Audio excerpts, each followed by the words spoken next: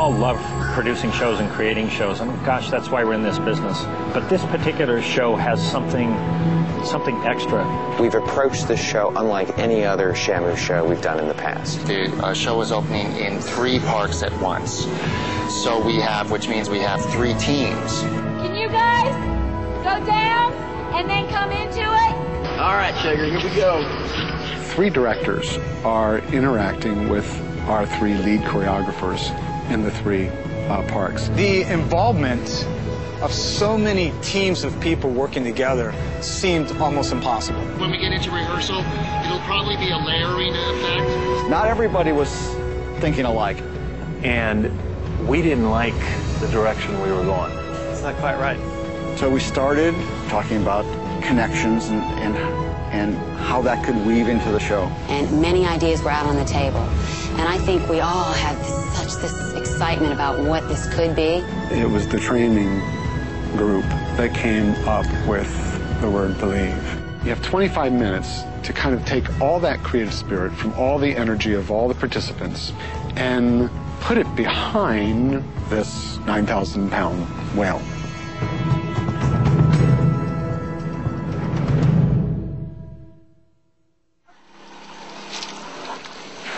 For years, the black and white wonder called Shamu has been delighting guests from every corner of the world. And why is that? Because Shamu is so awesome. We don't know much about him, but at the same time, when he jumps out of that pool, he elevates us. You cannot go anywhere else and have this experience. So when people come, they go automatically to see Shamu. So, when SeaWorld set out to develop a new Shamu show, the challenge was to create one that would take the connection guests already have with Shamu to a higher level.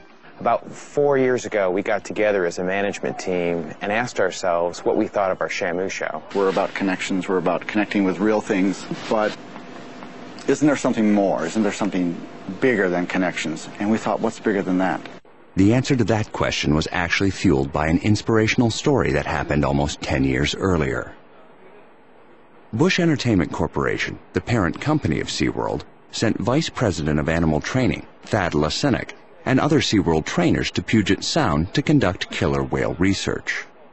In his kayak, out in the water with killer whales, Lasenick had a realization. That was when I really thought, what am I doing out here? They could take me out like that if they wanted to.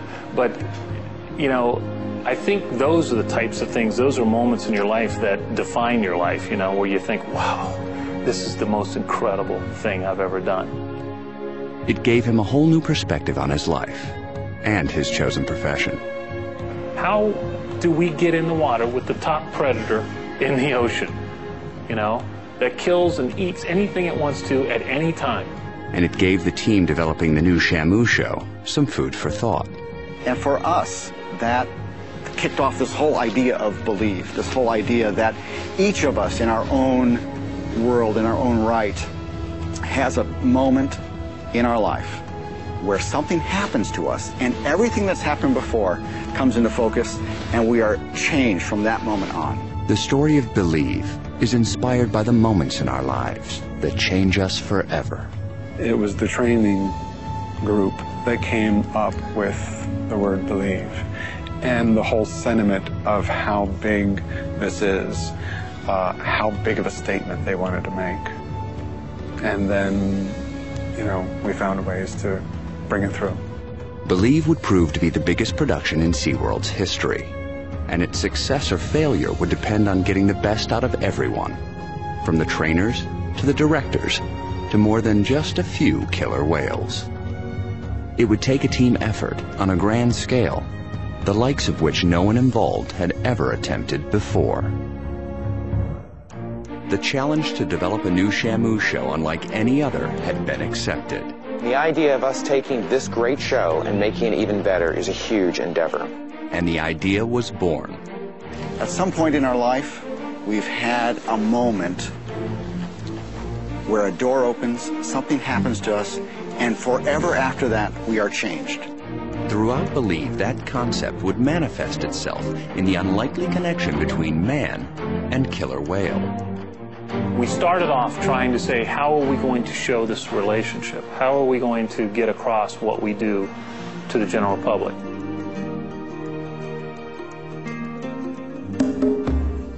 The relationship between the trainers and killer whales may be a strong one now, but it didn't start out that way. Our philosophy started 28 years ago when we started working with these animals, and really we weren't doing the best training. You know, it wasn't like there was any school you could go to learn how to train marine mammals. There wasn't. They didn't like us, they didn't really interact with us well, and we really had to change the way we worked with animals. We weren't in the water with them when we first worked with them, and then somebody said, hey, let's actually get in the water with these animals. You know, the first time you jump in the water with a killer whale that weighs 6,000 pounds, it's pretty intimidating. You know, you get in the water with them, and they look a lot bigger right next to them in the water than they do when you're looking at them from the stadium, you know, when you're watching them from a show. They look pretty big then, but when you get right in the water with them, right up next to them, it's pretty intimidating. And if the animal picks up that you're afraid, they'll push on you or they'll open their mouth to see what you're going to do. They decided things needed to change. We had to really change the way we worked with these animals, the way we interacted with them. Our whole training process turned into positive reinforcement. What it simply means is just encouraging them all the time. There's really no wrong. It's making sure that they understand what is right and highly reinforcing them when they achieve it. Ultimately, the relationships are based on trust, they're based on our positive reinforcement, they're based on fun, and really the truth of the matter is they're based on your heart. They're based on you giving your love and your care to these animals on a daily basis. These animals thrive in these nurturing environments where we're always hugging them and loving them and telling them that they're doing really well. The end result? A training philosophy based on mutual love and respect. Because whales, like humans, need emotional nourishment too. That animal needs more than fish. We work with these animals after they're full, after they've had a couple 100 pounds in them. They could care less about having another fish. If I ask you to wash my car for me, and I'll buy you a steak dinner, if you're really hungry, that's a good deal. You'll probably wash my car to get that steak dinner. But if you've just had a steak dinner and I ask you to wash my car, you're not going to want to do it. If they're not hungry, we have to have other things that they want from us, and it's all about relationship. It's all about developing a strong bond. Once that bond forms, it truly takes on a life of its own. Oftentimes, a trainer will even define their career around their relationship with the whales. Well, who bases their career on, you know, they're not going to leave their job because their friend is at the job, let alone an animal? It's a lifestyle to be a trainer. When you talk to these people, the whales are their extended family. As close as anybody is here or listening to their dog, and people are close, and I'm close to my dog, it doesn't compare to what these trainers feel about their whales. I've spent 21 years of my life with killer whales, with my family here. I say quite often I have 2 kids in school and I have 10 in the pool. We all love all the whales, but there's always that one. And for me, there's one that she's it for me. Her name is Katina. She's actually a grandma. She started it all back in 1985. She had the first baby born in 85, and that was under our care. And I love her like a person. I feel that she's taught me how to be a better mom, a better wife, a better friend, just a better human being. It's been truly the greatest gift I could ever have. Ultimately, it was this extraordinary bond that propelled the new show into uncharted waters. This show definitely challenged us to train so many more new things with these animals. Not only new behaviors, but being able to tie these behaviors to musical cues. This is a great opportunity to test your relationship, too. Relationship is the thing that is going to get us to the next level. We've come up with 30 new behaviors besides our other behaviors for this show. We take a look at entrances and exits, and we want to make sure that each one is different. Each one has a unique look to it so that the show looks totally different. After 40 years of training, they said, you know, I bet our whales can move to the music. we can actually use choreography. After that chant music, it drops down. So as soon as we finish the last chant, the whale does one more thing, and then the music ends. The challenges of what we're trying to do of putting the behaviors to music, more so than I think we've ever done before. We're really trying to nail the behaviors with the music rather than it's happening independent. We're challenged with make every beat. So land on every beat of this show, and it's not like the music is going to play to us. We are going to play to the music. So truly, it's like a dancer. It is like a ballet. You don't know what's going to really happen in these moments because the whale can choose not to do our perfect show, but do his perfect show. And we have to do this without the whales getting bored, because they could care less whether they're hitting the timing right. You know, we're the ones that have to worry about that. So we have to teach the whales to have fun while they're doing it. And then in the shows, they have to continue to have fun. And that's why the relationship has to be so strong between each individual trainer, because that animal has to want to do it.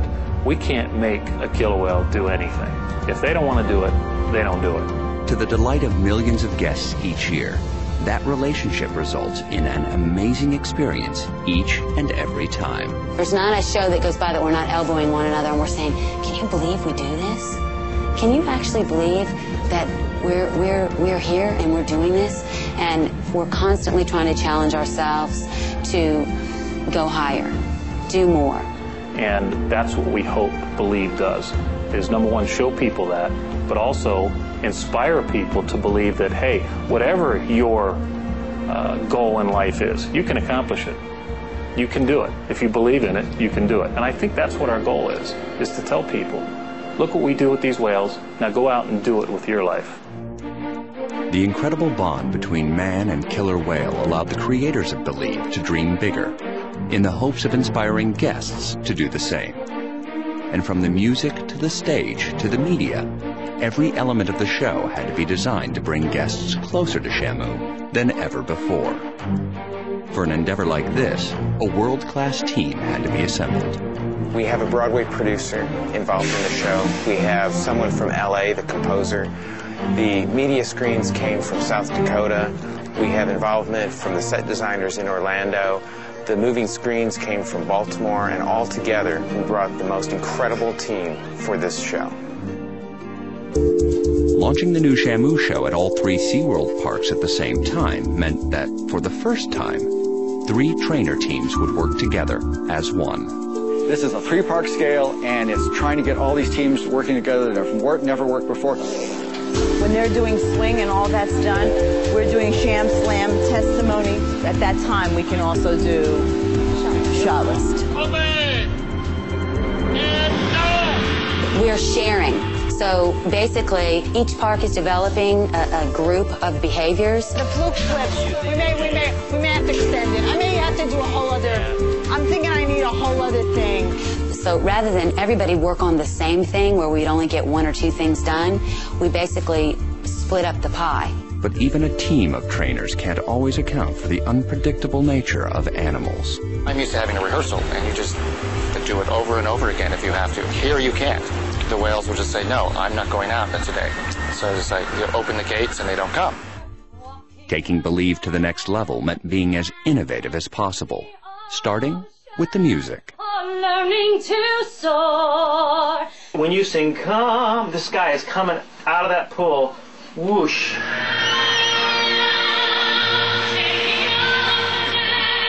When you're doing the routines with the whales, the behaviors, you have a certain time frame we can rehearse to say, okay, does this work? No, we need 8 more seconds here. No, it has to be shorter.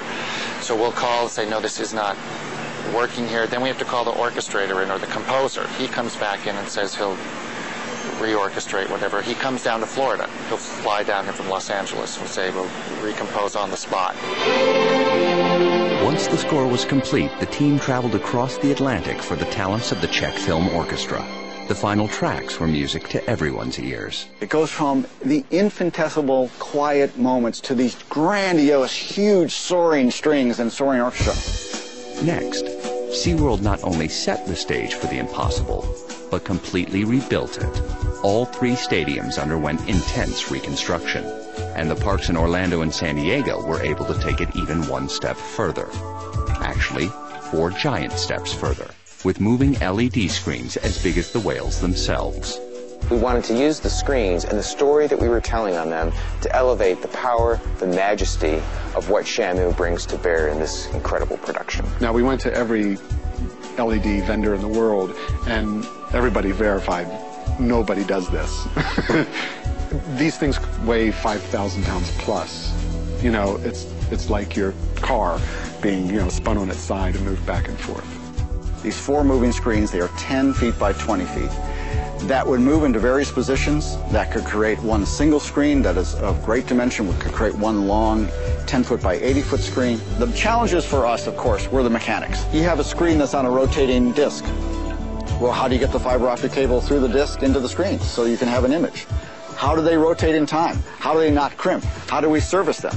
How do they not crash into one another? The movement of the screens alone, we're going to have to get the whales used to, where they're going to be like, okay, I'm all right with this. And that would be our background, our palette against which we played out the story of this great connection between trainer and whale. And towering over it all, in each of the parks, a gigantic 3-story whale tail. We have this, giant lift of a whale tail that I stood in front of it for the first time today. It is amazingly powerful. It is a place to feel noble about a celebration. And it's so lyric in its shape because it's shaped from nature. In the Believe show, the set, the music, and the whales and the behavior all intertwined more than we've ever put a show together before. Everybody came together to create this show. This wasn't the master of just one person. This was many minds, many hearts coming together to make it all happen. We're putting in a show that is really going to capture what it is and what it takes to be close to these animals. It's going to be amazing. When it's all clicking and we're all working together and it's going smooth, it's going to be the most amazing animal show in the world.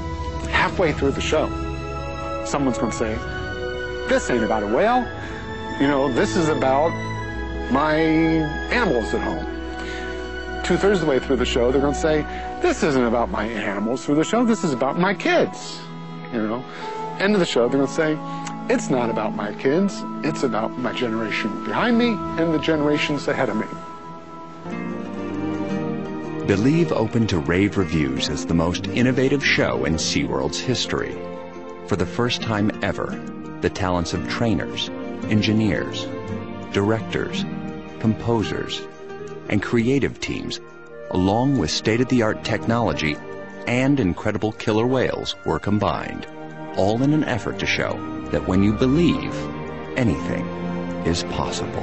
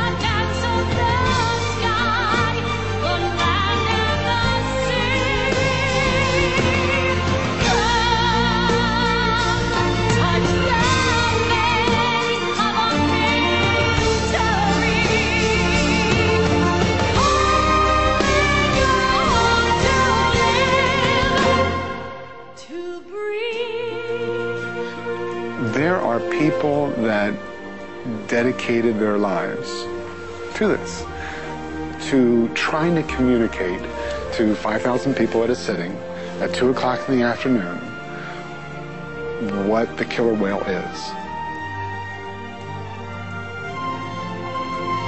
This has been a very emotional journey because I think the story that we're telling is a beautiful, beautiful story. It's something that everyone can relate to. I don't think there could ever be a project like this project. It's craft as well as the passion of the performer saying, I believe.